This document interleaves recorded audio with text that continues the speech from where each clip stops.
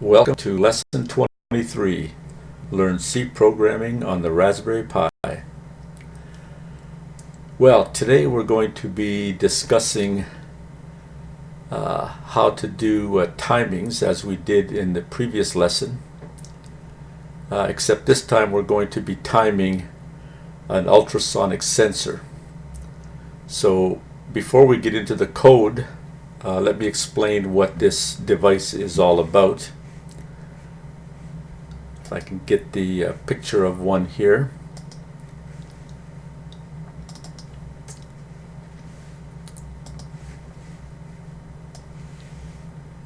And here it is.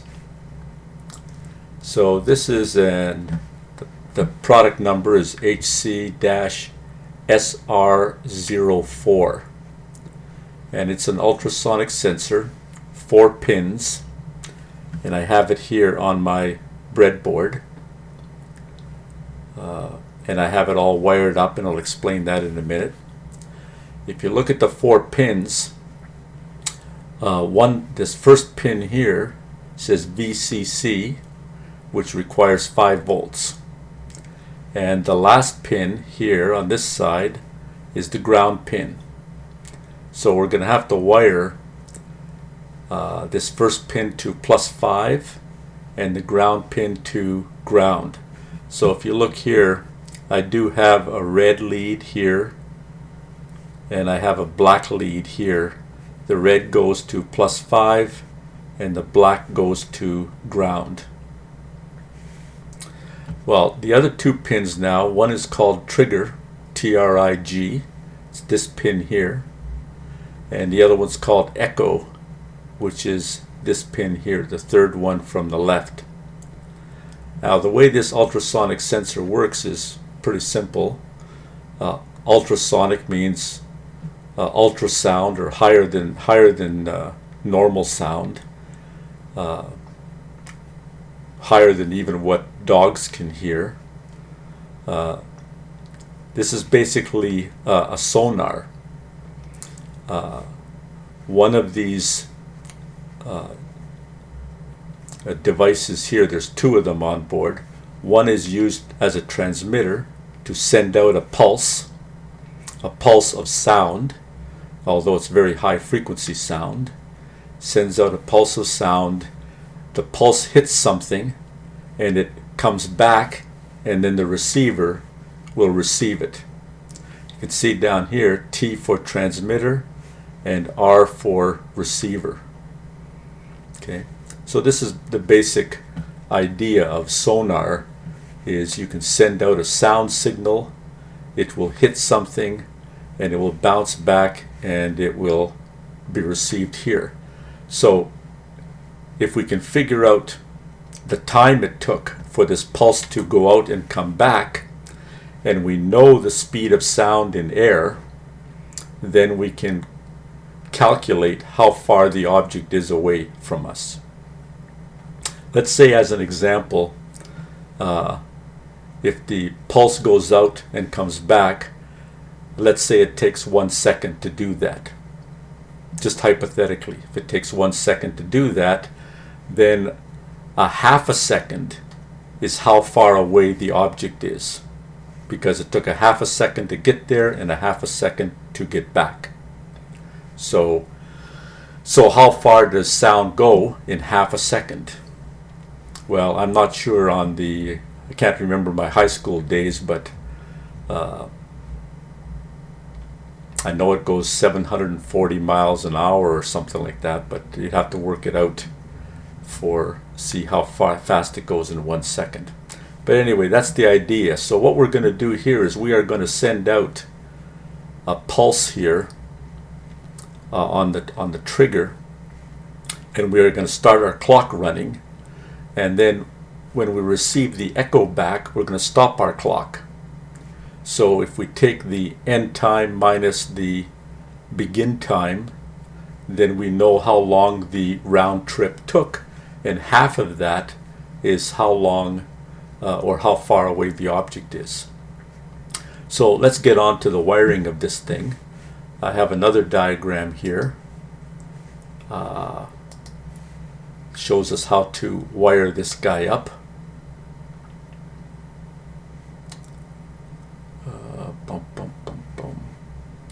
I believe it's this one here.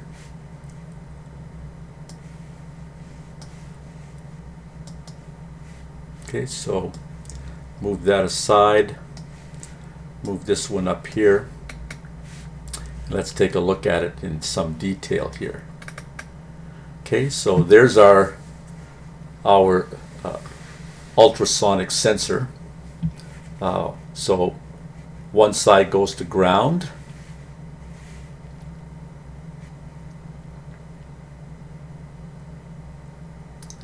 The other side goes to, the opposite side goes to 5 volts.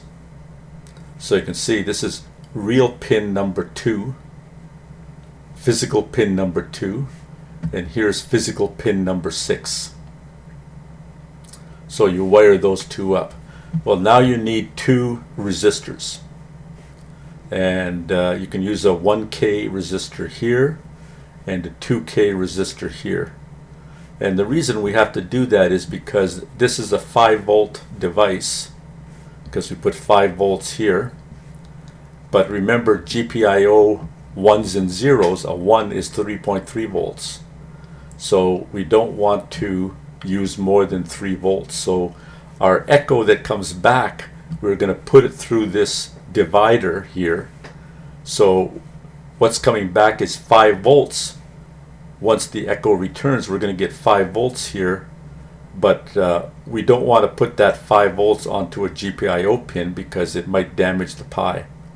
So we're only going to put on part of that 5 volts by using this 1K and 2K resistor as a divider, a voltage divider, which will divide that voltage for us and give us about 3 volts or so onto the GPIO pin 18.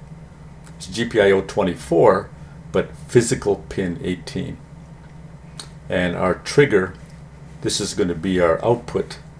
We're going to send GPIO pin 23, which is physical pin 16.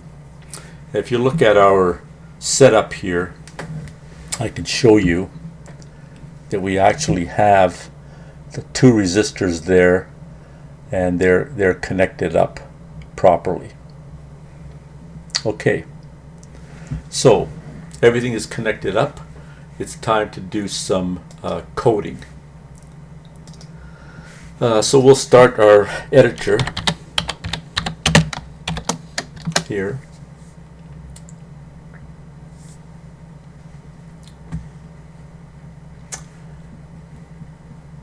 And just looking at what we did last day, we were looking at this, what C language structures are, and we created a begin and an ending time spec structure.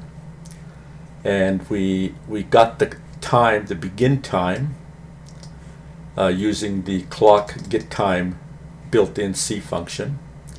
And then we let our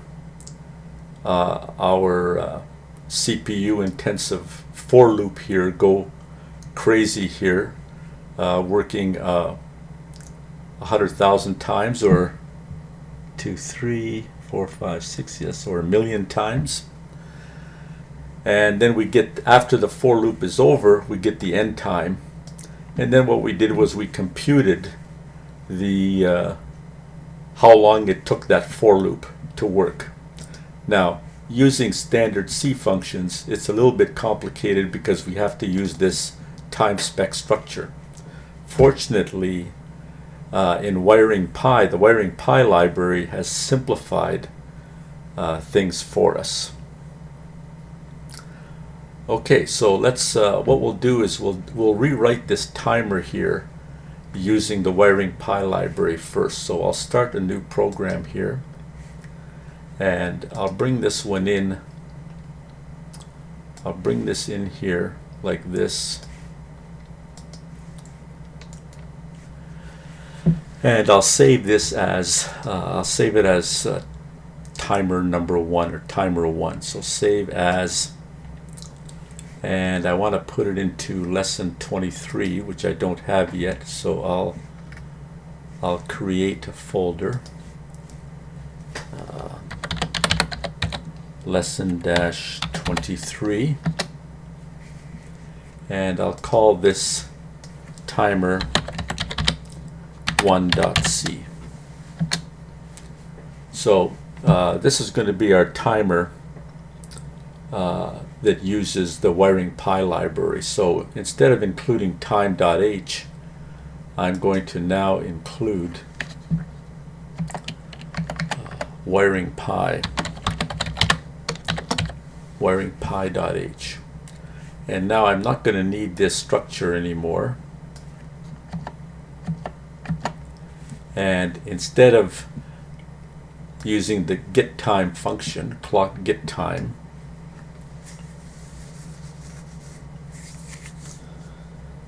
I'm just going to use a function that's built into wiring pi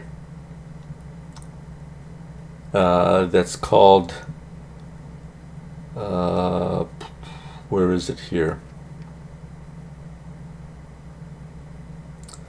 Micros, M-I-C-R-O-S. So I'll just say, for example, I'll say, or say begin is equal M-I-C-R-O-S. So the micros function that's built into the wiring pi library will give us the how many microseconds. So we have to declare this begin here as an integer. I think it might have to be a well, we could just make it, let's make it as an integer. Let's see what happens. And we'll also need an end for the time. So, okay, so we get our begin time, which is the current microseconds. And then after we're finished the for loop, we have to get the end time again. So, or the end time. So I'll just say here, end equals micros, like that. And then we can say time taken was, well, we just have to subtract the 2, and we'll just say percent D, and we'll call it, it'll be in microseconds. And we don't need all of this anymore. So we'll just put in here end minus begin. So you can see how this wiring pi has simplified things a lot for us, because now we can measure how long something took very quickly just by getting the current time in microseconds and getting the ending time in microseconds. So this is the start time and the ending time, and then we just say end minus begin, and we know how many microseconds we have. So let's see if this guy actually works. So I'll go to here, LESSO lessons, lesson 23, and there it is. So GCC timer.c minus O timer 1 minus L wiring pi. Remember, we have to include the wiring pi library, okay, because we are using this function called micros, which belongs to that library. And by the way, this micros, it just uses the C structures that I showed you up here. So the micros function in the wiring pi library just uses clock get time and that to actually get the time. Okay, so if I run this guy, /timer 1, and it says, look, it took 23,325 microseconds, which is 23 milliseconds. and we can try it again. Yeah, it's about 23 odd milliseconds. Okay, so this is just an easier way, not having to deal with these structures in the C language. The person who wrote the wiring pi library simplified things a lot for us by having this micros function. So I'm going to go into our notes here, and in the wiring pi library I'm going to add that in as a function, micros function, and that's part of the wiring pi library, and I'll just save that up here. Okay, and we can go back to timer 1. So you can see it does work, and it's not bad. Okay, so now what we want to do is use our knowledge here to actually write a program that will measure the distance that some object is away from this sonar device or ultrasonic sensor device, or some people call it a range finder or a range device. Okay, so let's start another program now, and we'll start by doing the regular stuff. Include stdio.h, number 7 clu, include bracket wirin wiring pi.h,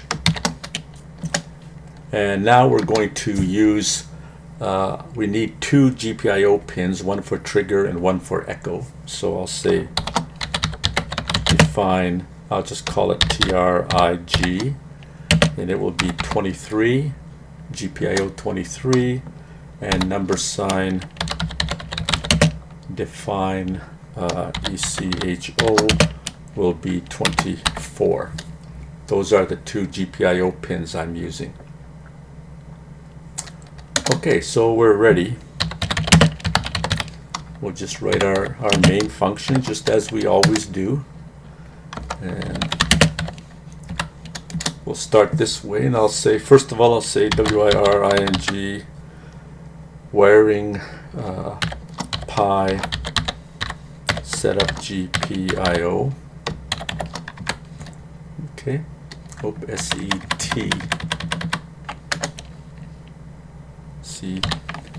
wiring pi setup GPIO, and then we have to set up our input and output. So pin mode, and I'll say trig is going to be output. Okay, so we are going to use GPIO 23 to send a sonar pulse out. Okay, and we're going to say pin mode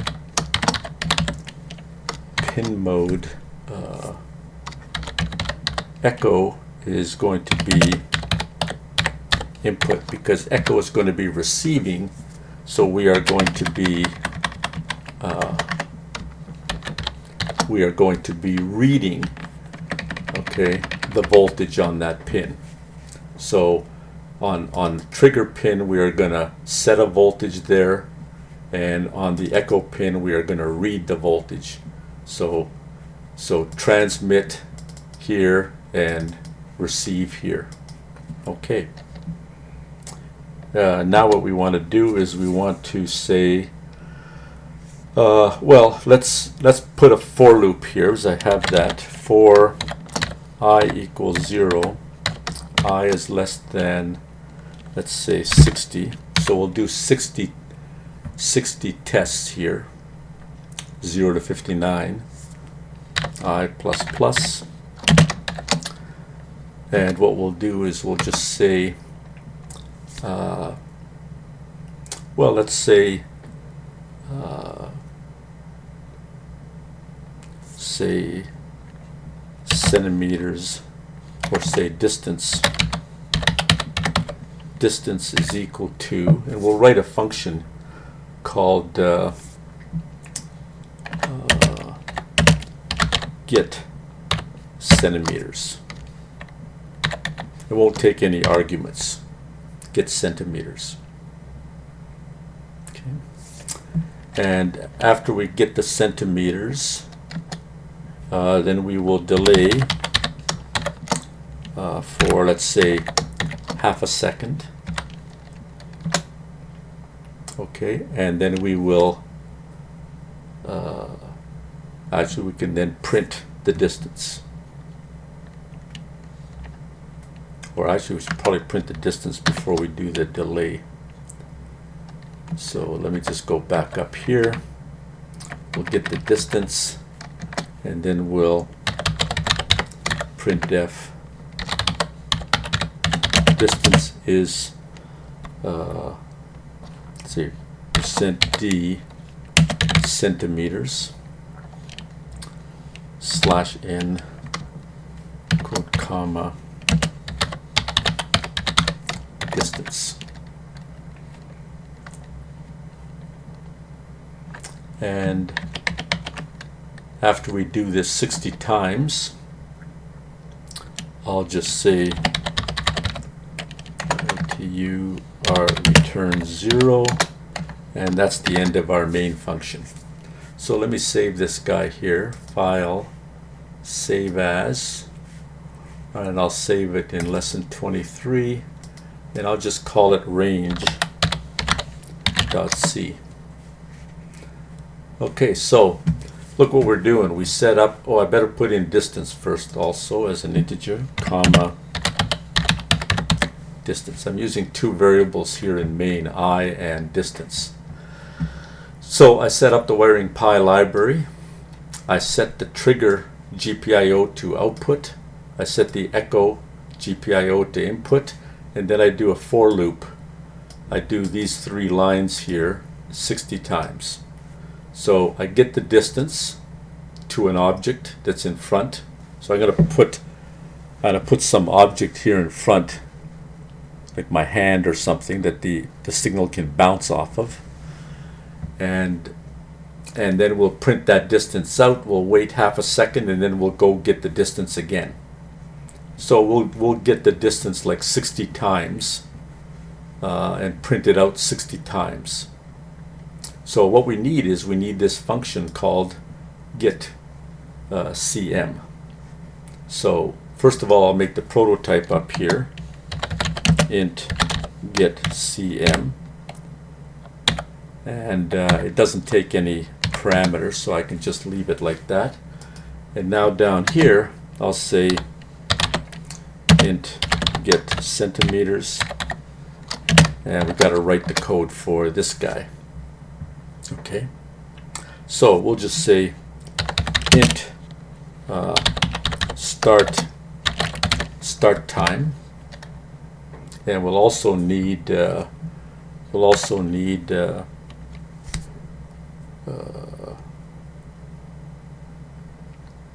I don't know if we need end time. Yeah, I guess we could get end time. I don't know if that's going to work. Okay, end time, start time, and end time. So the first thing we want to do is we want to set the trigger to low to make sure there's no voltage on there. So we're going to go write trig low.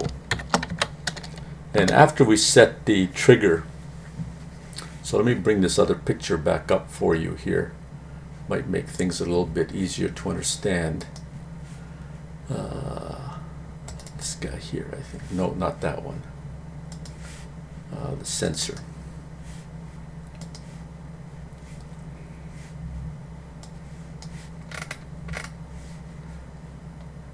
Let me just make that like that. Let me just put this up here so we can see it. So what I'm doing here is I'm writing a 0 to the trigger here, to the trigger. And then after I write that, I have to wait a little bit. Let's say delay 100. I'll delay for a tenth of a second. Or no, 100 milliseconds. Yeah, tenth of a second. Okay. Now that I've got this trigger here nicely set to a low to 0 volts, I want to pulse it. I basically want to put a 1 on here, but only for a short time. So that'll kind of send the pulse out. So I'm going to now set it to high. Bracket TRIG, comma, HI, high. So that puts a 3.3 volts or onto this trigger here.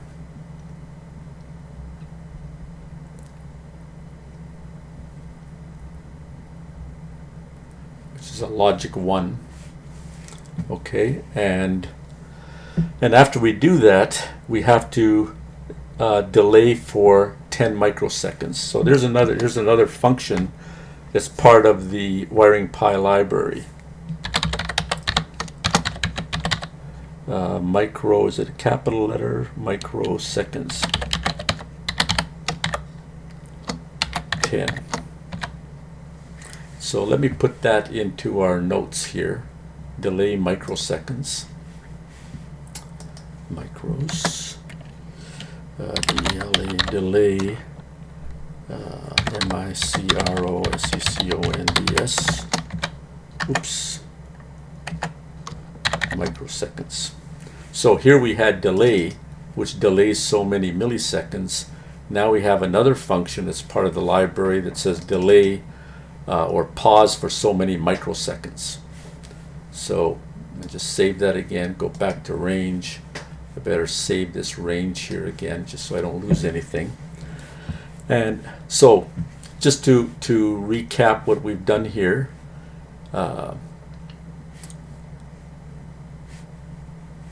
we write a low to our trigger pin, and then we wait for a tenth of a second to make sure that that low is really low. So it's kind of let the pin settle down a bit and get to a low. And then we set it to a high, and then we wait for, so we let that high go for 10 microseconds. And after that, we set it to low. So we'll do a digital write trig low. So if you look at these 3 lines here, you can see what's happening is we set the trigger to a high, so it's high for 10 microseconds, then we set it to a low. So you can think of this as us sending out a pulse that's 10 microseconds wide. So it's a very, very short burst. Okay. So now that we've done that, we have to go to our echo and wait for something to come back. So we're going to do a while loop here. While digital read echo is equal to HIGH. So if you look at this while loop here, well, first of all, instead of digital write, we're using digital read because we want to read what's on that pin. So let's add that to our notes. Because we had digital write, now we have digital read.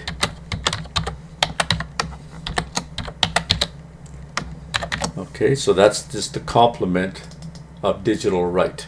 Digital write will send a voltage to a pin.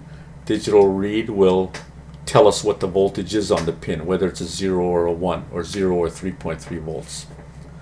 Save that guy. Go back here to our range program. So now what we're going to do is we're going to just wait for a high to come back. and as soon as it starts coming back, we're going to get our time. So our start time, where do I have it? Is it lowercase? Start underscore time is equal to micros, micros. So we get the time. Okay. And now we have to wait again. So I'm going to now do another while loop. While, oh, I think I did the first one was wrong. Should have been low here, sorry. Low. So that means we don't have anything back yet. But as soon as it's not low, it means we got something. Okay, so now we go to digital read, echo,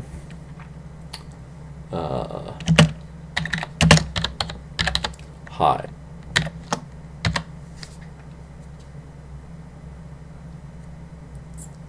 Okay, and so this while loop, I know it's a little bit hard to understand because you notice the semicolon right here says the thing is going to loop forever until this echo pin goes low.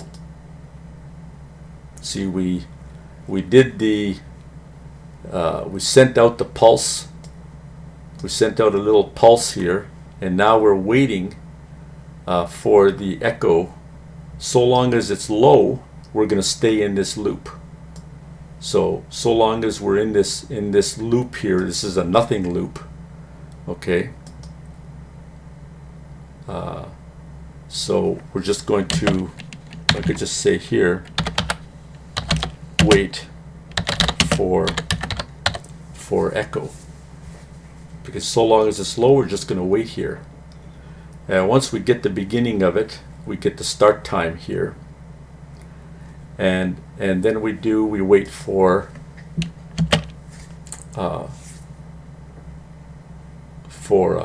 the end of the echo. And then we get, after that, after this second loop comes out, that means we've received the echo. Okay, we've got echo. Then we can say our end time is equal to micros. OEND, sorry. End time equals micros. And then we can just say return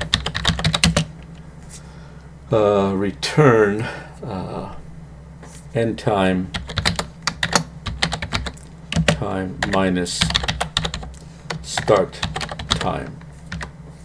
Okay, and actually what we return is, there's a formula here because that's just going to give us the round trip time. We want to convert that to a distance. Then we take this, and there's a magic little number we use here, 58. Oops. Should be here, should be slash 58. Okay. I know you're wondering why it's 58. Well, remember the formula from high school that velocity equals distance over time. Or put another way, you can say distance equals velocity times time. So our distance, if you work out the speed of sound and you work out this formula here, you'll end up with this number here. This is to give you the speed of sound in air. Pardon me. Speed of sound in air at standard temperature, pressure, and all that kind of good stuff. Then that's okay.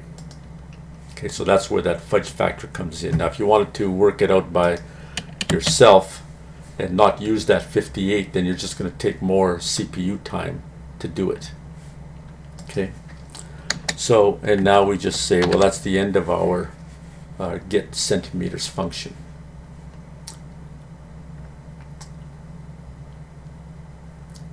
Well, no idea if this is going to work, but we'll try it. Never be afraid to compile. So I have here range, so it's GCC range.c minus O range minus L wiring pi. Wow, compiled. Now remember, we have to run this with sudo, so I'll run it with sudo / range, and we'll see what kind of range we get. 200 centimeters. So I'll put my hand in front and see my hand now is 7 centimeters away, 8 centimeters, 6 centimeters. I can go back here. If I move my hand out of the way, and now it's hitting my knee, which is, because I'm sitting on a chair here. If I move out of the way, then I can see how far it's going to go. I thought I could go far. That's 2. Is that 2 meters or something? I'm not sure. I could put my hand in. Oh, let me try it again. Sorry. Yeah, 268 centimeters is 2 meters. I'm going to put my hand in front. So here my hand is 35 centimeters away. I can move my hand the other way and I can change it. And as I move my hand closer until it comes into the picture, and then you can see I'm 8 centimeters, 6. I think it can go down to maybe 2 centimeters, maybe before it gets corrupted or something. See, now it starts giving you wrong answers because I'm too close. So it's only good from I'm not sure. I think they said it's good for a couple of centimeters all the way up to about 2 meters or something. So anything lower than a couple centimeters, or closer than a couple centimeters, anything further than 200 centimeters is probably unreliable. And in those cases, probably need another range sensor of some kind, a more expensive one. This particular one is very cheap, just usually costs maybe $2 maybe. Something like that. So they're very, very cheap. Okay, so that's basically our lesson on how to use timing and how to use a sonar to get the distance to an object, at least something that's close within, let's say, a couple of meters. Okay. Now I know all of this. These while loops are probably very confusing to you, and probably this formula at the end is very confusing to you. But if you think about it, if you go back to your high school physics, or, well, if you're not in high school yet, then it's good time to learn about these formulas, and you can work these things out for yourself.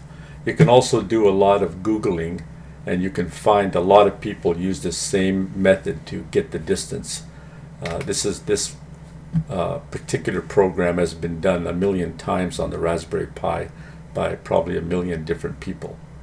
So anyway, it's probably good enough for lesson 23. So I'm going to close that up. And I just want to say thank you for watching, and we'll see you next time for lesson number 24.